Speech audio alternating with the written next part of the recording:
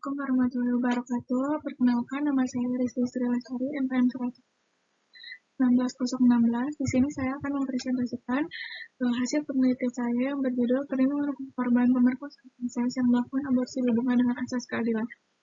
Di bawah bimbingan Bapak Dr. Cepi Ali Firman Zakaria SKMH. Latar belakang dari penelitian ini, insest merupakan hubungan seksual antara anggota keluarga dalam rumah, baik itu antara kakak, adik, ayah dengan anak. Akibat dari insest pun seperti halnya gangguan psikologis atau trauma post-sexual abuse di mana secara medis bahwa anak hasil dari hubungan insest berpotensi besar untuk mengalami kecacatan baik fisik ataupun mental. Seperti fenomena yang ada di Jambi, di mana korban hamil dan kemudian menggugurkan kehamilan di usia janin 5 bulan. Pengadilan Negeri Muara Bulian menjatuhkan hukuman penjara bagi korban pemerkosaan insest yang berusia anak-anak selama 6 bulan penjara dengan pelatihan kerja 3 bulan karena terpaksa aborsi. Faktor kehamilan akibat pemerkosaan yang diatur lebih lanjut dalam pasal 31 ayat 2 adalah peraturan pemerintahan nomor 61 tahun 2014 tentang reproduksi. Kasih masalah dalam penelitian. Apa yang mendasari pertimbangan hakim tidak memberikan pertimbangan putusan dalam memutus perkara insest ini? Yang kedua, apakah undang-undang aborsi yang ada cukup kuat untuk melindungi korban pemerkosaan anak yang melakukan aborsi? Kerangka pemikiran dari penelitian ini terbagi dari beberapa kerangka seperti kaidah, kitab undang-undang hukum pidana atau KUHP, serta undang-undang nomor 3 mengenai kesehatan di Indonesia. Yang kedua, asas keadilan, asas perlindungan dalam hukum pidana. Pasal 28D ayat 1 Undang-Undang 1945.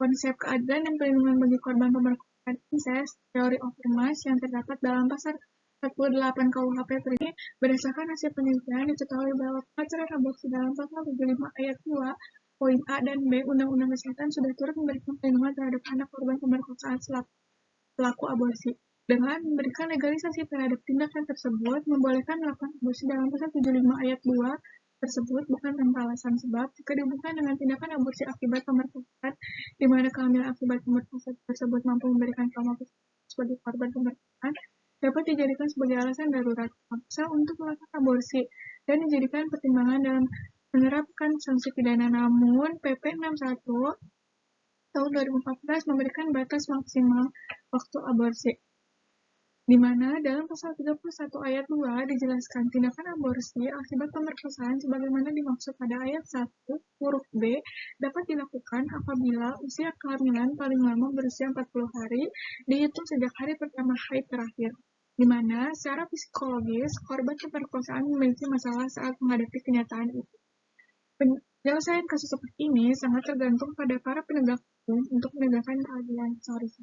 Pertama, bagi perempuan yang jelas-jelas berkedudukan sebagai korban, sudah seharusnya menjadi pertimbangan dalam rangka menjatuhkan pidana. Jadi tidak semata-mata didasarkan pada bunyi undang-undang, akan juga perhatikan latar belakang perbuatan. Hukum atau peraturan khusus lebih diutamakan daripada aturan umum. Karena perkara insest itu berlandaskan pada landasan yuridis dan non-yuridis.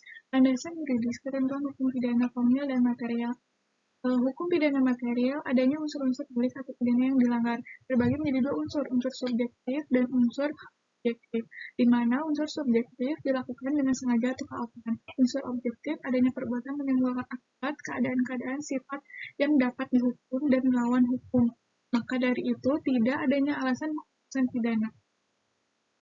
Perlindungan hukum korban pada korban pemerkosaan yang melakukan abortus provokatif tersebut ditinjau dari Kitab Undang-Undang Hukum Pidana atau KUHP yang berlaku sebagai lex general dan juga Kitab Undang-Undang 36 tahun 2009 tentang kesehatan yang berlaku sebagai lex spesial yang merupakan pengganti dari Undang-Undang Kesehatan lama, yaitu Undang-Undang Nomor 23 tahun 1992. Dalam menjatuhkan keputusan akhir mencerminkan keadilan dan akan tetapi, persoalan keadilan tidak akan berhenti dengan pertimbangan hukum, di mana undang-undang aborsi yang ada untuk melindungi pemerkosaan bersama anak-anak yang melakukan aborsi seperti dalam kasus ini belum memenuhi rasa keadilan, sebab anak dijatuhkan pidana dengan pidana penjara selama 6 bulan dan pelatihan kerja selama 3 bulan, di mana hal ini bertentangan dengan Undang-Undang Nomor 35 tahun 2009 tentang kesehatan dan Peraturan Pemerintah Republik Indonesia Nomor 61 tahun 2014 tentang kesehatan reproduksi yang memuat tentang pengecualian aborsi pada korban pemerkosaan. Berdasarkan putusan tersebut,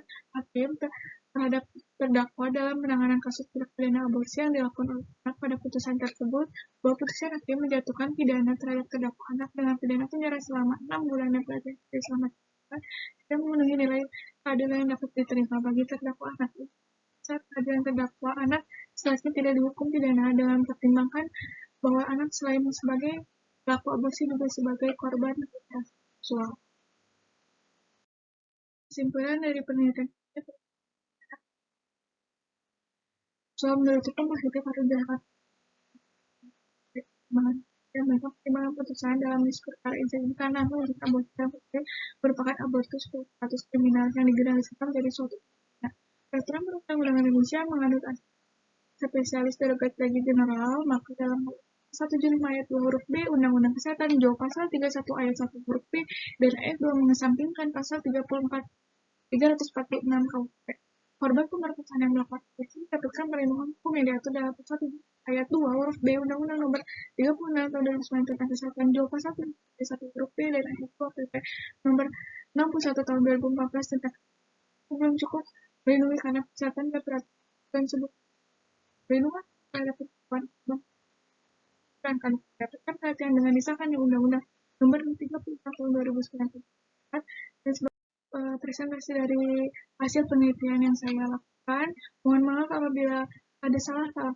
Wabillahi taufiq wal hidayah. Wassalamualaikum warahmatullahi wabarakatuh.